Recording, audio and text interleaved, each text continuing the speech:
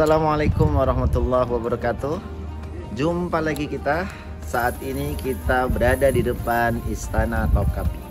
Istana Topkapi ini adalah istana kemenangan, kemegahan saat Turki Utsmani berkuasa. Istana ini dibangun oleh Mahmud II setelah regenerasi dari Sultan Fatih yang pertama atau Mehmed pertama meninggal dunia. Kita akan telusuri apa aja sejarah yang ada di dalamnya dan apa perjuangan muslim saat ini sehingga istana ini menjadi ibrah buat kita supaya kita bisa kembali jaya sebagai umat Islam khususnya untuk dunia.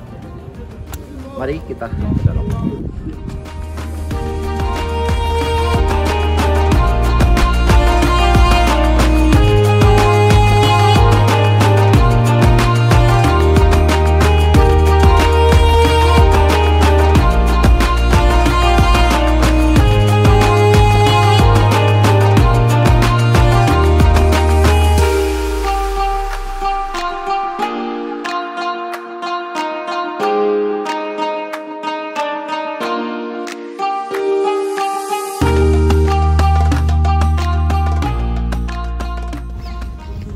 Teman-teman, Istana Topkapi ini memiliki 4 lapangan. Tadi kita telah melewati satu pintu utama karena di istana ini dihuni lebih kurang 4.000 orang. Dan di istana inilah tempat Sultan Mehmed II dan seterusnya berkuasa. Mari kita telusuri tempat-tempat dan sudut-sudut sejarah yang ada di Istana Topkapi.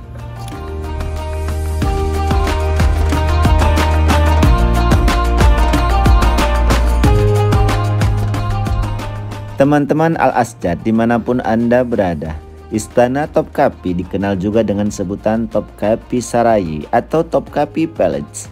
Terletak di kota Istanbul, Turki.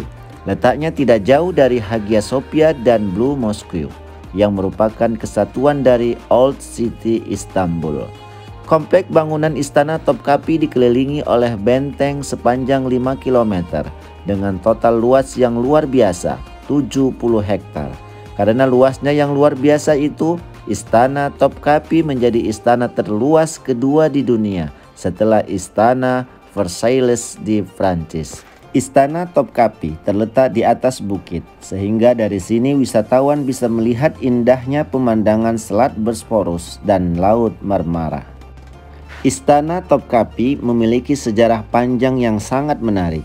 Sejarah dibangunnya Istana Topkapi berawal pada saat Sultan Mehmed II, yaitu Muhammad Al-Fatih, berhasil menaklukkan Konstantinopel, sekarang disebut dengan Istanbul, pada tahun 1453. Sultan Mehmed II kemudian memerintahkan untuk membangun sebuah istana yang dapat digunakan sebagai kediaman resmi keluarga kesultanan, sekaligus sebagai pusat pemerintahan. Maka pada tahun 1459 pembangunan Istana Topkapi dimulai. Pada masa dinasti Utsmaniyah, Turki Ottoman, istana ini berjaya dalam kurun waktu hampir 4 abad, 1465 sampai 1856. Tercatat sebanyak 24 sultan pernah tinggal di sini. Istana Topkapi menjadi saksi sejarah kejayaan dan kebesaran Islam pada masa kekhalifaan Utsmaniyah. Bangunan tua ini jadi saksi betapa kuat dan jayanya kekhalifahan Islam di bawah dinasti Utsmaniyah yang wilayah kekuasaannya meliputi Eropa Tenggara, Asia Barat, dan Afrika Utara.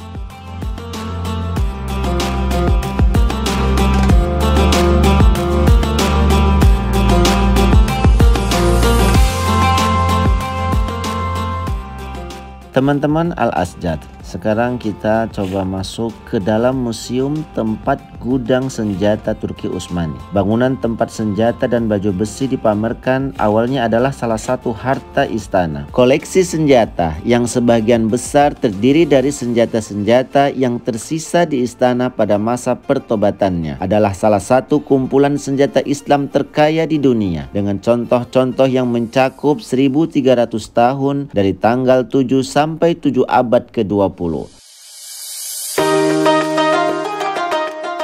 Teman-teman Al-Asjad, sekarang kita masuk ke dapur istana. Dapur istana dibangun ketika istana pertama kali dibangun pada abad ke-15 dan diperluas pada masa pemerintahan Sulaiman yang Agung. Mereka meniru model dapur istana Edirne. Setelah kebakaran tahun 1574 yang merusak dapur, mereka direnovasi oleh arsitek istana Mimar Sinan. Dapur yang dibangun kembali membentuk 2 baris 20 cerobong asap lebar. Cerobong asap ini ditambahkan oleh Mimar Sinan. Di sekeliling seluruh kompleks dari halaman pertama hingga keempat adalah taman istana luar. Bagian yang menghadap ke laut ini juga dikenal sebagai tempat kelima. Mehmed II juga memiliki 3 pavilion atau kios yang dibangun dan hanya kios Ubin yang bertahan. Mari teman-teman kita masuk ke Museum Peninggalan Rasul. Ini adalah tempat yang paling ramai dengan antrian yang panjang. Di dalam ruangan inilah tersimpan benda-benda peninggalan bersejarah yang sangat berharga bagi umat Islam. Di sini kita bisa melihat secara langsung barang-barang peninggalan para nabi. Assalamualaikum teman-teman. Kita sudah keluar dari museum yang di belakang kita. Di situ kita bisa melihat beberapa peninggalan-peninggalan para nabi dan juga peninggalan dari sahabat Nabi Muhammad SAW. Kalau kita masuk ke dalam, kita bisa menemukan atau melihat pedang Nabi Daud dan juga kita bisa melihat tongkat Nabi Musa yang membelah lautan dan juga yang menjadi ular pada saat menghadapi Fir'aun. Kita bisa melihat sorban Nabi Yusuf dan juga ada cawannya Nabi Ibrahim alaihissalam. Dan juga banyak juga peninggalan dari sahabat-sahabat Nabi. Ada pedang Abu Bakar, Umar, Utsman dan Ali di dalam, dan juga pedang Rasulullah SAW. Ada 2 jenis pedang Nabi di situ, yang mungkin pertama adalah pedang yang dia bawa waktu perang, dan yang kedua adalah pedang yang dia sering bawa pada saat tidak berperang. Ada jubah Siti Fatimah, anaknya Nabi, dan juga ada jubah Husain, anak cucu dari Rasulullah SAW.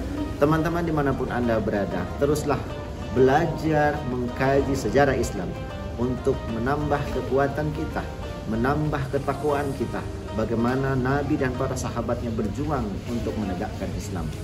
Mari kita terus belajar. Assalamualaikum warahmatullahi wabarakatuh.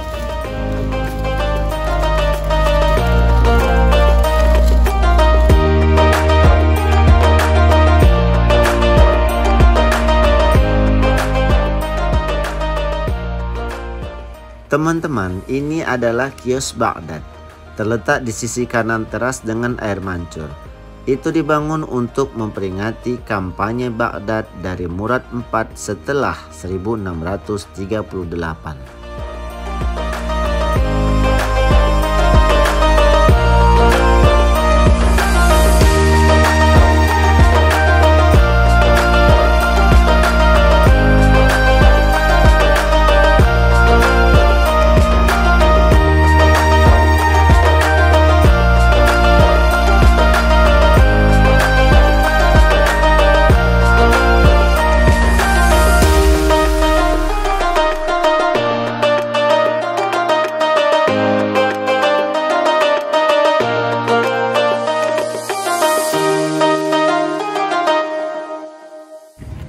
Ini adalah pavilion di dalam kompleks istana.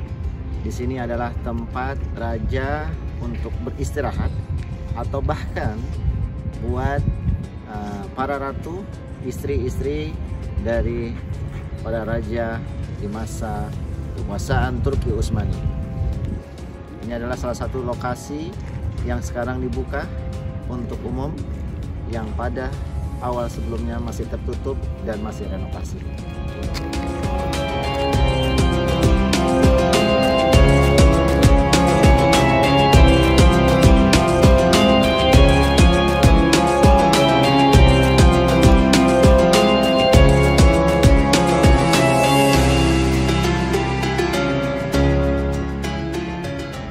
Demikian perjalanan kita mengulas tentang sejarah Istana Topkapi pada hari ini.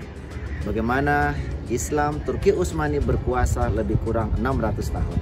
Bagi teman-teman, jangan lupa untuk terus mengikuti acara kita mengetahui dan mengkaji sejarah Islam lainnya.